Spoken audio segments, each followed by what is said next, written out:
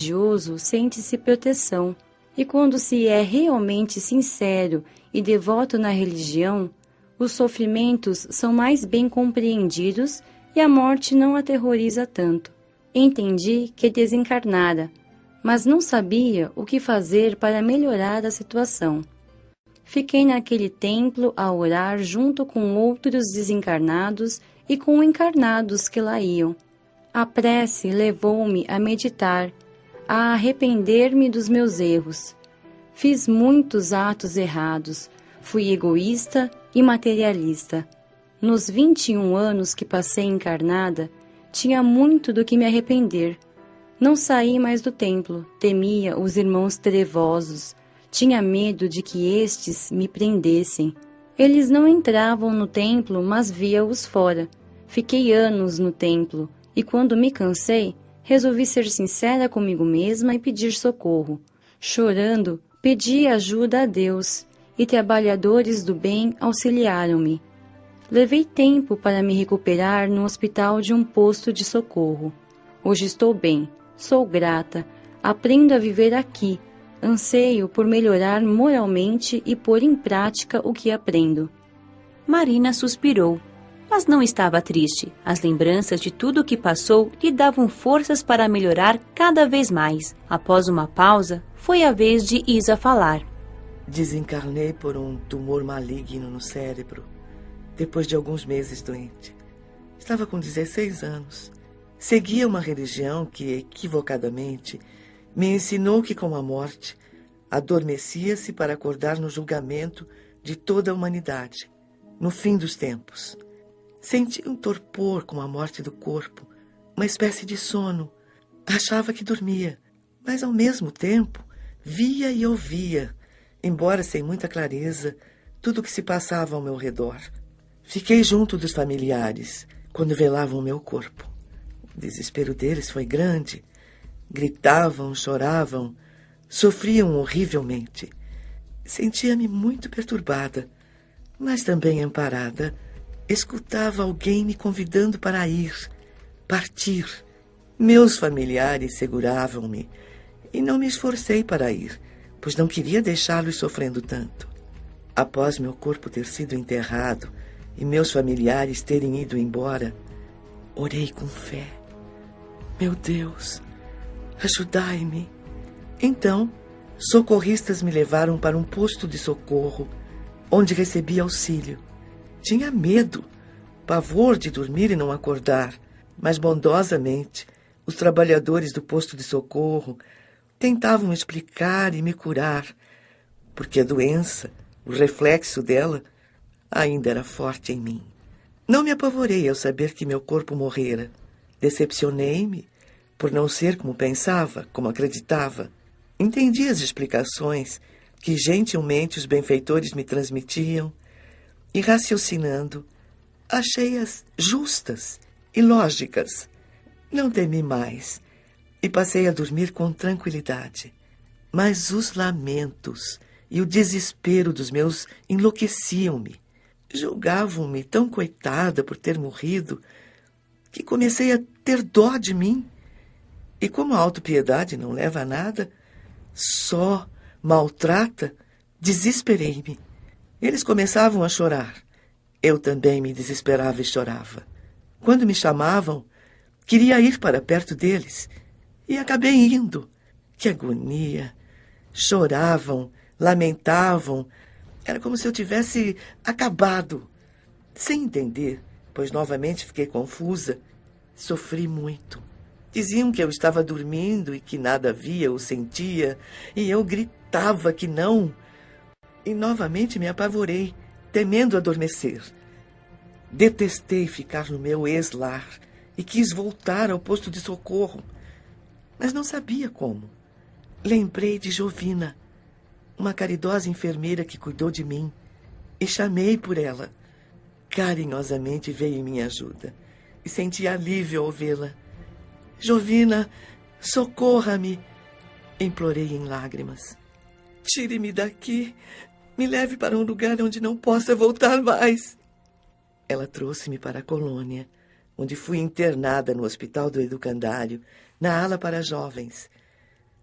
Tive de receber tratamento especial para superar e entender o desespero dos meus pais, para não dar importância a seus chamados e não sentir tanto. Os orientadores do educandário, para que pudesse me recuperar mais rápido, tentavam ajudar meus pais. E como o sofrimento leva muitas pessoas a procurar ajuda, meus familiares aceitaram conversar com uma vizinha espírita que bondosamente lhes explicou que deveriam conformar-se com a vontade de Deus e que eu, sendo boa, estaria em bom lugar e por isso não deveriam chamar-me. Foram ótimos conselhos que entenderam de modo confuso, mas, para meu alívio, melhoraram. Não chamaram mais por mim e nem se desesperaram, sofrendo menos. Pude então me sentir mais aliviada e me esforçar para sarar, porque quando eles pensavam em mim como doente, com dores, transmitiam-me isso, dificultando meu desligamento dos reflexos da doença. Sarei e, sentindo-me bem, comecei a interessar-me em conhecer o educandário, a colônia, a fazer amizade. Aí apareceu outro problema. Julgavam-me santa, anjo, e encheram-me de pedidos. Pediram-me de tudo, para ir bem na prova da escola, para ter saúde, para não chover ou para chover, sarar da dor de cabeça, achar objetos perdidos, etc. O pior é que incentivavam todos os familiares, amigos e vizinhos a fazê-lo. Sentia esses pedidos e agoniava. Queria ajudá-los, mas como fazer? Instrutores do educandário tentaram outra vez ajudá-los para que eu melhorasse. Novamente a vizinha espírita foi a porta-voz, conversando com eles, orientando-os para que não pedissem nada a mim, mas que o fizessem a Deus, a Jesus, aos anjos, que eu, sendo boa, deveria estar em bom lugar, mas que talvez não me fosse possível ajudá-los e que não me sentiria bem por isso. Ficaram sentidos com a bondosa vizinha. Generosos instrutores do educandário tentaram novamente os esclarecer, desligando-os do corpo enquanto dormiam e conversando com eles. Foram aos poucos mudando, mas ainda hoje recebo pedidos. Amo meus familiares, desejo-lhes bem, oro por eles, mas não gosto nem de ir visitá-los, pois sofri muito com a falta de compreensão deles. A morte é tão natural, eu não sei por que fazer dela uma tragédia. Demorei muito tempo internada no hospital, tendo depois que fazer um acompanhamento com orientadores até me sentir segura. Amo a vida de desencarnada. Sinto-me muito bem no educandário, mas não foi fácil. A conversa continuou agradável por mais tempo. Depois, nossas visitantes despediram-se e foram embora. Fiquei a pensar.